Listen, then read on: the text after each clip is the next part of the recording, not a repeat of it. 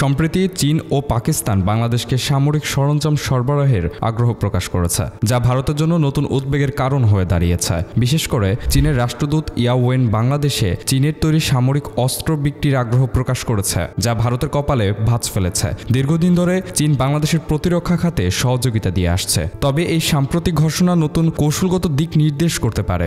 বাংলাদেশ ও ভারতের মধ্যকার সম্পর্ক গত কয়েক বছরে বেশ পরিবর্তিত হয়েছে।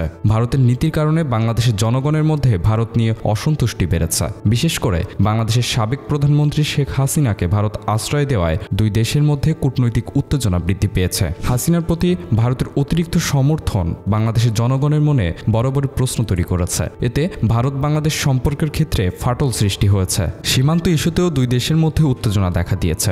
ভারত চেয়েছিল বাংলাদেশের সীমান্তে কাঁটাতারের বেড়া নির্মাণ করতে, জানিয়ে বাংলাদেশের সীমান্তরক্ষী বাহিনী বিজিবির সঙ্গে ভারতের বিএসএফ এর বিবাদ দেখা দিয়েছে। বাংলাদেশ স্পষ্ট জানিয়েছে তাদের ভূখণ্ডে কোনো ধরনের বাড়াবাড়ি সহ্য করা হবে না। চাঁপাইনবাবগঞ্জ সীমান্তে কৃষকদের সরাসরি বিজিবির পাশে দাঁড়িয়ে বিএসএফ এর দিকে নজর রাখার চিত্র ইতিমধ্যে সামাজিক মাধ্যমে ভাইরাল হয়েছে, যা ভারতের উদ্বেগ আরও বাড়িয়েছে। চীন বহু বছর ধরেই বাংলাদেশের সামরিক বাহিনীকে সহায়তা দিয়ে আসছে। বাংলাদেশের স্বাধীনতার পর থেকেই চীন সামরিক সরঞ্জাম সরবরাহ করে এবং এই সহযোগিতা দিনে দিনে আরও ঘনিষ্ঠ হচ্ছে। বিশ্লেষকদের মতে চীনের এই আগ্রহের পিছনে বেশ কয়েকটি কৌশলগত অর্থনৈতিক কারণ রয়েছে। প্রথমত, চীন এমন দেশগুলোকে অস্ত্র সরবরাহ করতে চায় যারা তুলনামূলকভাবে কম খরচে আধুনিক ও কার্যকরী সমরাস্ত্র চায়। বাংলাদেশ এর একটি উপযুক্ত বাজার হতে পারে। দ্বিতীয়ত, চীন বাংলাদেশের সামরিক বাহিনীকে শক্তিশালী করে একটি নির্ভরযোগ্য কৌশলগত অংশীদার গড়ে তুলতে চায়। তৃতীয়ত, দক্ষিণ এশিয়ার ভারতের একক প্রভাব কমিয়ে আনার জন্য চীন বাংলাদেশকে আরও ঘনিষ্ঠ করতে চাইছে।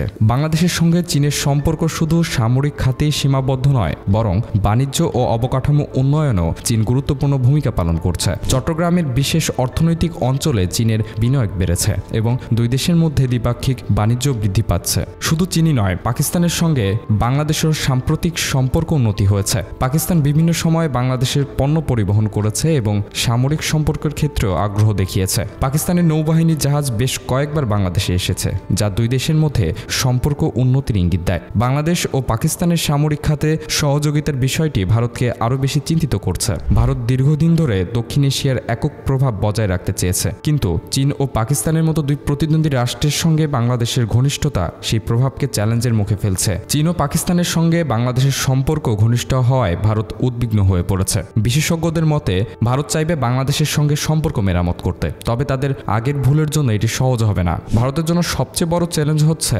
বাংলাদেশকে চীনের প্রভাব থেকে দূরে রাখা। অন্যদিকে বাংলাদেশ তার সামরিক সক্ষমতা বাড়ানোর পাশাপাশি কৌশলগত দিক থেকেও আরও শক্তিশালী হতে চাইছে। চীন ও পাকিস্তান বাংলাদেশের এই কৌশলগত উন্নয়নে ভূমিকা রাখতে প্রস্তুত। ভারতের জন্য এটি একটি অস্বস্তিকর পরিস্থিতি, কারণ দক্ষিণ এশিয়ায় চীনের প্রভাব বাড়লে ভারতের একাধিপত্য নষ্ট হবে ও সামরিক কৌশল দক্ষিণ এশিয়ার রাজনীতিতে গুরুত্বপূর্ণ ভূমিকা রাখবে। চীন ও পাকিস্তানের সঙ্গে সম্পর্ক আরও দৃঢ় হলে বাংলাদেশ নতুন শক্তি হিসেবে আত্মপ্রকাশ করবে, যা ভারতের জন্য নতুন চ্যালেঞ্জ হয়ে দাঁড়াবে।